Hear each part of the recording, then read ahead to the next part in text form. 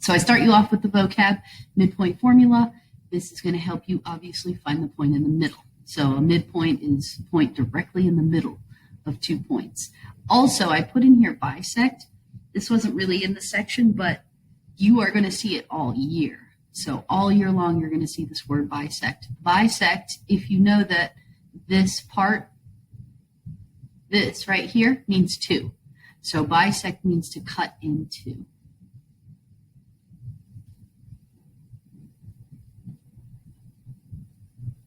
So it's going to be cutting it into 2 equal parts. You're going to see a lot of things like this. You'll see a segment bisector, an angle bisector, something. Sometimes it just says bisect. So that just means it's going to cut into 2 equal parts.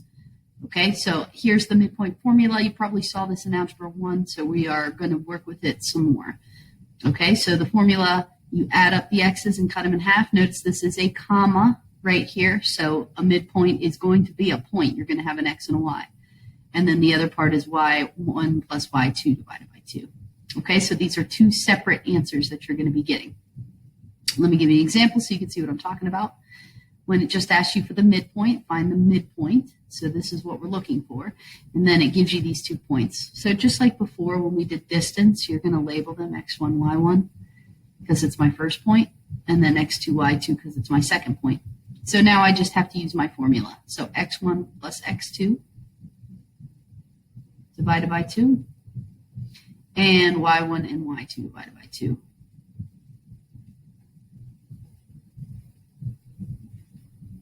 Okay, so if you just do these in your head, 4 and 8 is going to give you 12, and 12 divided by 2 is 6, and then negative 3 and 5 is 2, 2 divided by 2 is 1.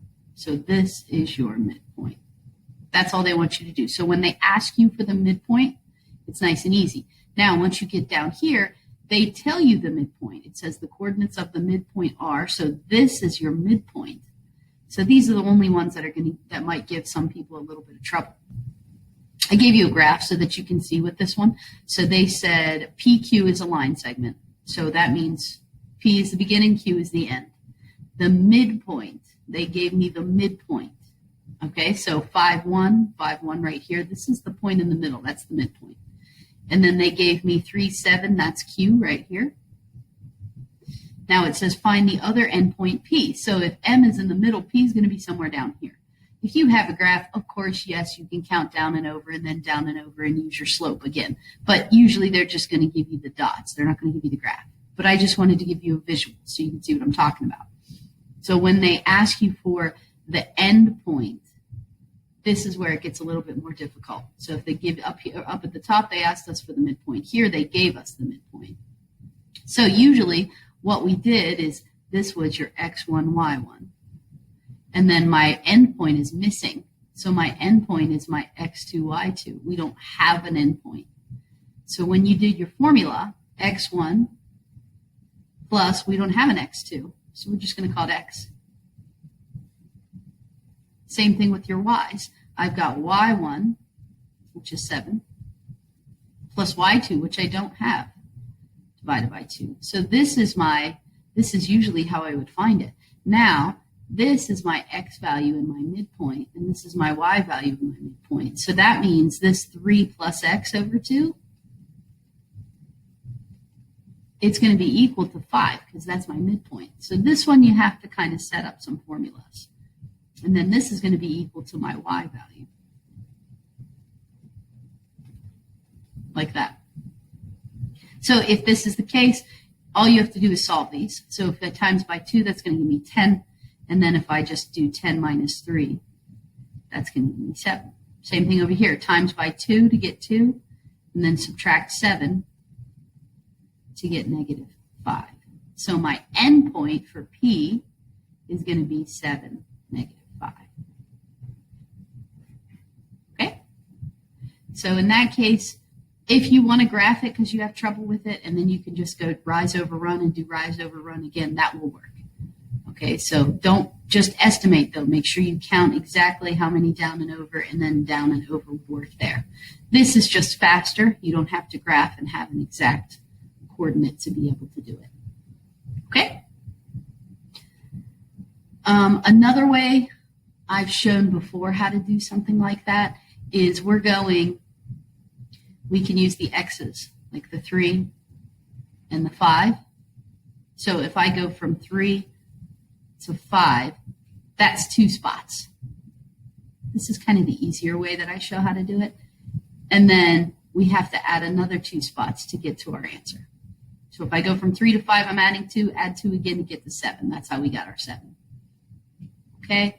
And for my y value, I'm going from 7 to 1. Just make sure that you go from the endpoint to the midpoint. That's the only important thing you have to remember about this shortcut.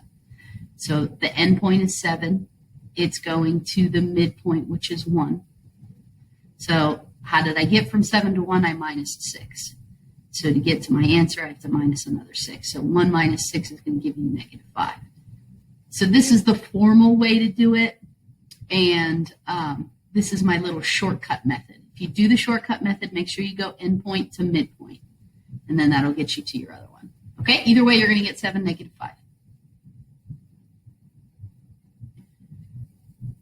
So down here, find the coordinates of the endpoint. So I want you to pause me because it's the same type of problem. They give you B is the midpoint.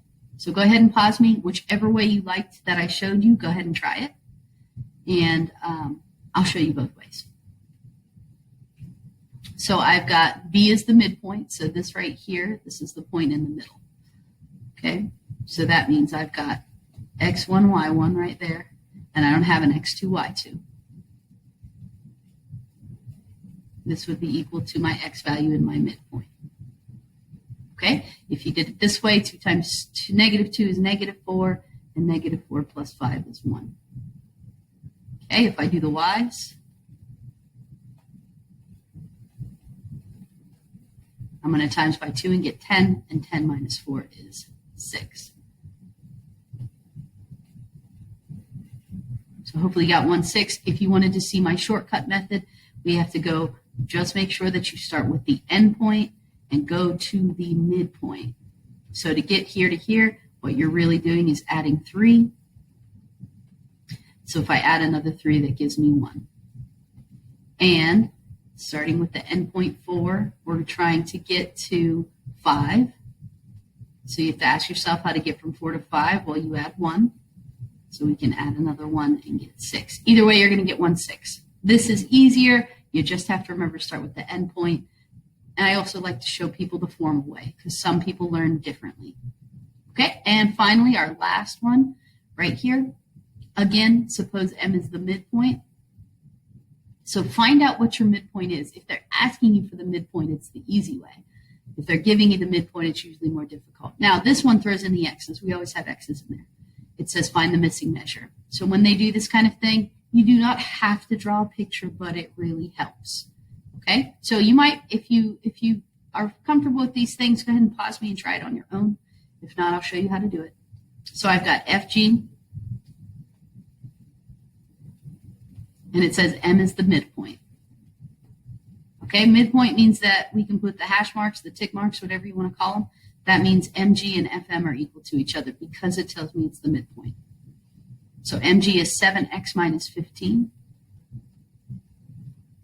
And then FG, the entire thing, is 33. And then they ask you for x. Okay? Now, keep in mind, if this is 7x minus 15, then this is also 7x minus 15 because M is the midpoint. Either way you want to do it. So in this case, we've seen things like this. We can just add up the 2 small ones, or you can just say there's 2 of them. Either way, whether you want to do 7x and minus 15 plus 7x minus 15 or distribute it 2, it doesn't matter. Here's your equation. And they just want x. So from here, you're just doing algebra equations, 2-step equation. Add 30 to 33. And that's going to give you 63. And if you divide by 14, you get, it's going to be a decimal. But that's okay. It's all right if it's a decimal. So when you divide 63 divided by 14,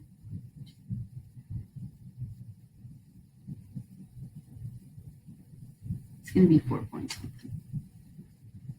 Okay, sorry, I didn't look at that ahead of time. But it is okay for it to be a decimal. They just wanted you to find X. All right, so I hope this helps. Your IXLs tonight, right here. So there are 3 of them. Get up to an 80%, you can stop, and I will put it in the gradebook as a 100. Okay, anything lower than 80, that's what will go in the gradebook if that's what you get. So B6, B9, and B10. Good luck, and have a good day.